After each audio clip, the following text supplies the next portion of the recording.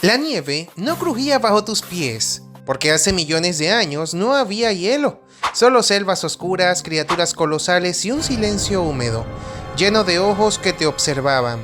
Aquí donde hoy reina el frío, antes gobernaba algo más antiguo y más feroz. Atraviesa con nosotros este abismo del tiempo y contempla lo que la Antártida oculta bajo su hielo eterno. Antártida. Su nombre evoca hielo infinito, vientos extremos y aislamiento total. Pero, en un pasado remoto, este continente fue todo lo contrario. Una tierra vibrante, verde, repleta de vida. Un ecosistema exuberante que, aunque hoy parezca imposible, existió y dejó huellas profundas en la historia natural de la Tierra. Ubicada entonces más al norte, la Antártida estaba conectada a Sudamérica y Austria por puentes terrestres. Esta unión permitió el intercambio de especies y una biodiversidad tan rica como insospechada. Durante el Mesozoico, especialmente en el Cretácico, el clima era templado, con una media anual de 12 grados centígrados. Esto convertía al continente en un lugar más cálido que muchas regiones europeas actuales. En este entorno florecieron especies que hoy solo imaginamos en documentales. Dinosaurios como terópodos, anquilosaurios, hadrosaurios y saurópodos vagaban entre densos bosques. Los mares cercanos albergaban tiburones y reptiles marinos.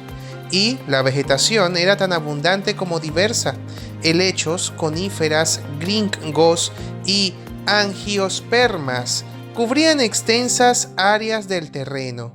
Todo indicaba que aquel paisaje nada tenía que ver con el desierto helado que conocemos hoy. Sin embargo, el impacto del meteorito hace 66 millones de años no pasó por alto este ecosistema, aunque el continente ya comenzaba a aislarse por la deriva tectónica. También sufrió incendios, tsunamis y el bloqueo solar que vino con el polvo atmosférico. El clima global se enfrió. Aún así, no fue el fin. El planeta entró en una etapa opuesta a una era glacial. El Paleógeno trajo un superinvernadero que impulsó una recuperación inesperada. Durante el máximo térmico del Eoceno, la Antártida alcanzó temperaturas promedio de 25 grados centígrados. Era un paraíso subtropical. Palmeras, pantanos, lagos y vegetación exuberante cubrían su superficie. La vida no solo volvió, sino que evolucionó con nuevos protagonistas. Entre ellos destacaban las temidas aves del terror, gigantes no voladoras con picos afilados, patas fuertes y garras capaces de dominar cualquier presa. Alcanzaban velocidades cercanas a los 50 km/h y rivalizaban en tamaño con los avestruces modernos, pero eran mucho más peligrosas. Estas aves no llegaron por azar. Aún existía conexión terrestre con Sudamérica, lo que facilitó su llegada. Pero también llegaron mamíferos, muchos de ellos propios de ambientes sudamericanos. En la isla Seymour, los fósiles revelan criaturas como los estopoquios, animales herbívoros de hasta 400 kilogramos que se alimentaban de plantas con flores, y no eran los únicos.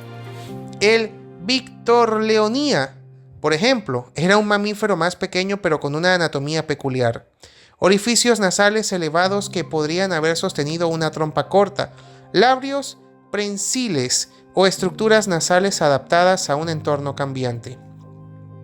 Estas características sugieren habilidades para la alimentación, regulación térmica y supervivencia en condiciones variables. También habitaban insectívoros primitivos con dientes prominentes, así como marsupiales en diferentes formas.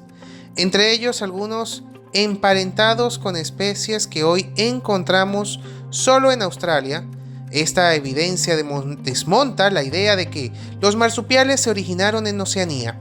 En realidad, vinieron desde Sudamérica, atravesaron la Antártida y luego llegaron al continente australiano.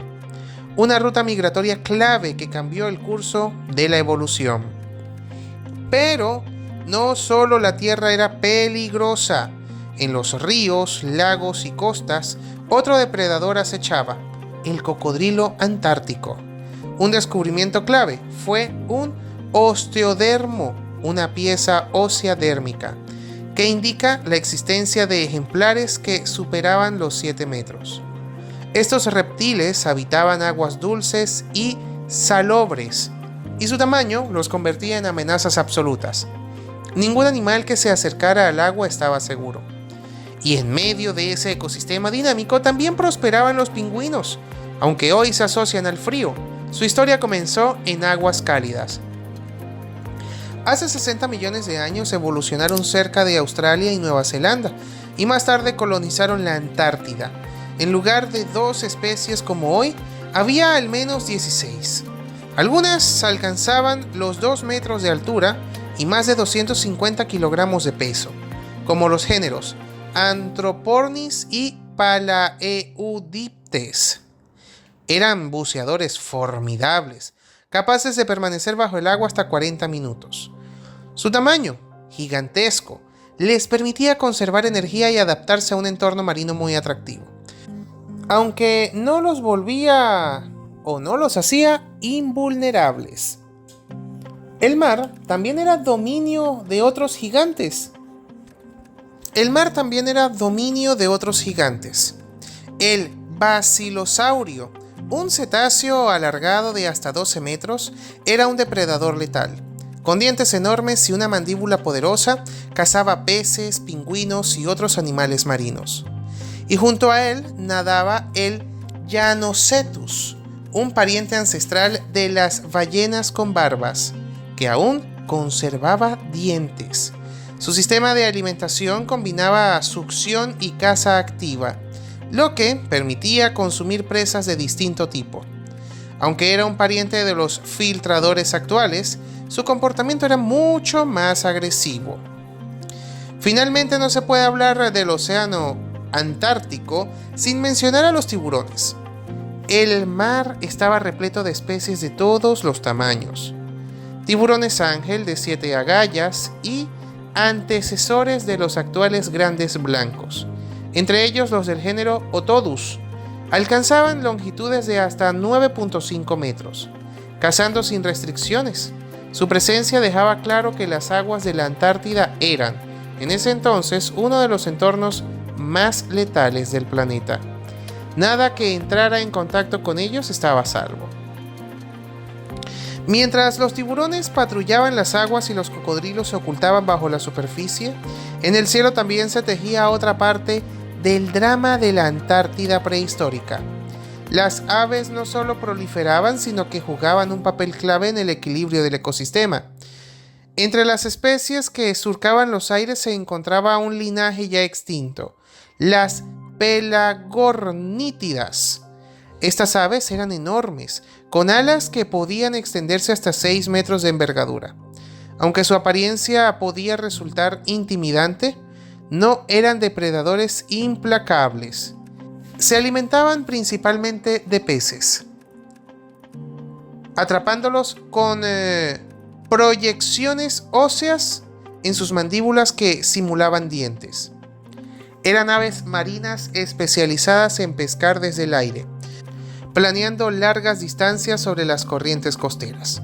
Su presencia es más que un dato curioso, revela que la Antártida no solo era un santuario para los animales terrestres o marinos, sino también un refugio para la evolución de las aves modernas. De hecho, varios científicos sostienen que, tras el impacto del asteroide que acabó con los dinosaurios, fue precisamente en la Antártida donde muchas especies de aves lograron sobrevivir y diversificarse. Falcones, ibis, albatros y petreles ya se encontraban entre las especies que recorrían los cielos antárticos millones de años atrás. Más allá de lo impresionante que puede parecer, lo verdaderamente sorprendente es la diversidad general del ecosistema. La Antártida no era una tierra de extremos, como lo conocemos hoy. Era una tierra de equilibrio, de interacción constante entre depredadores y presas, entre animales terrestres, acuáticos y voladores, y cada uno cumplía un rol clave en un entramado ecológico perfectamente sincronizado. Esa armonía, sin embargo, no estaba destinada a perdurar. Todo cambió radicalmente al final del Eoceno. La tragedia comenzó con un fenómeno silencioso pero devastador: el aislamiento definitivo del continente. La Antártida, que hasta ese momento había estado conectada a Sudamérica y Australia, se separó completamente. Este evento no solo modificó los mapas geológicos, sino que también alteró de manera irreversible los patrones climáticos del planeta.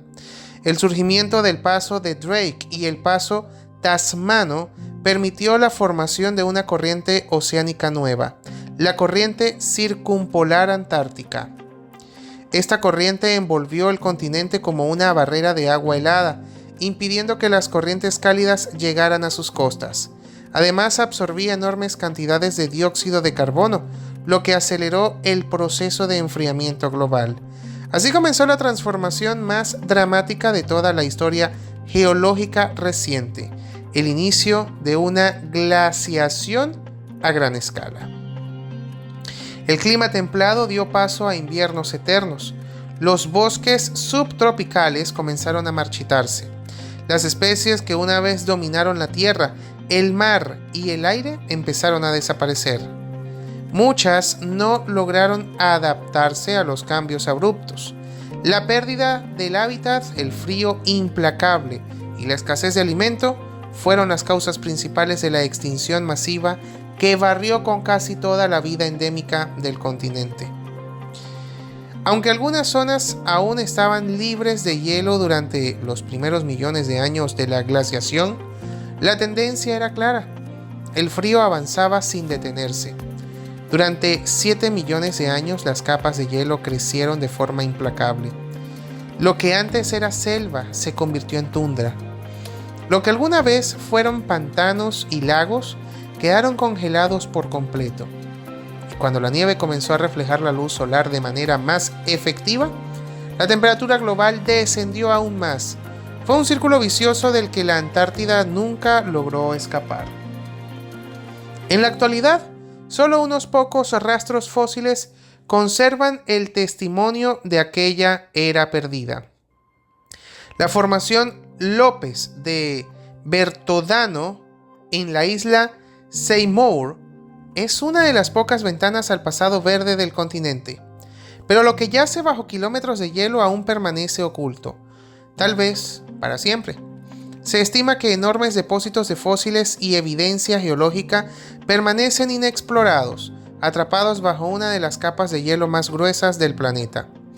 ¿Qué otras especies aún no descubiertas se ocultan bajo esa vasta presión blanca? Mientras la ciencia avanza con radares y sondas, el misterio persiste. ¿Fue la Antártida un punto clave para la evolución de la vida post-dinosaurios? ¿Cuánto de nuestro presente podría explicarse a través del pasado oculto bajo su hielo? Las respuestas, aunque parciales, apuntan a que sí. Este continente desempeñó un papel mucho más importante de lo que la mayoría imagina. Y no se trata solo de un asunto de paleontología. La historia de la Antártida también es una lección de resiliencia y transformación.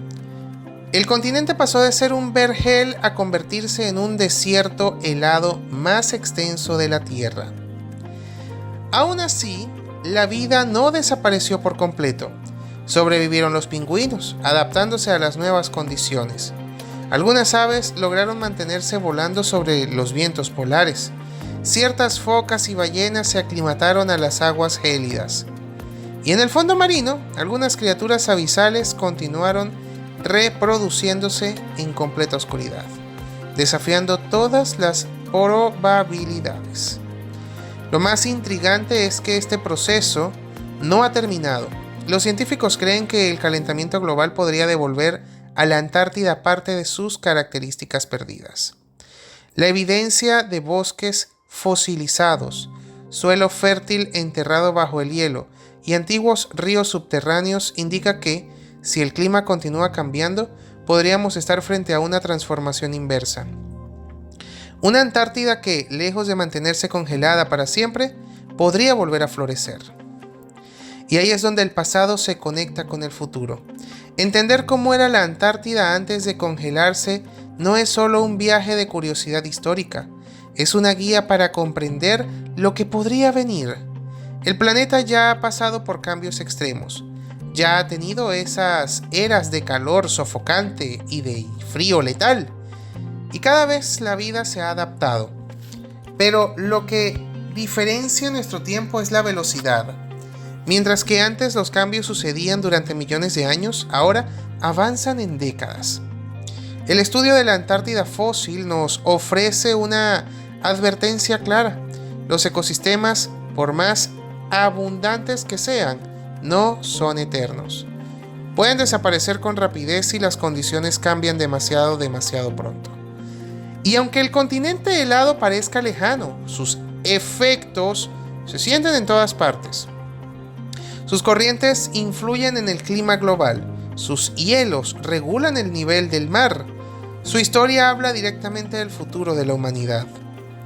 Hoy, la Antártida representa el símbolo más extremo del aislamiento climático, pero durante millones de años fue un conector biológico crucial. Allí confluyeron rutas evolutivas de reptiles, mamíferos, aves y especies marinas que jamás imaginaríamos asociadas con ese continente. Lo que subyace bajo su hielo no solo son restos fosilizados, sino evidencia directa de cómo la vida florece, migra, se adapta y a veces desaparece. El olvido al que condenamos a este continente ha hecho que muchos ignoren que, durante épocas enteras, fue un epicentro de diversidad biológica, sin comparación en el hemisferio sur.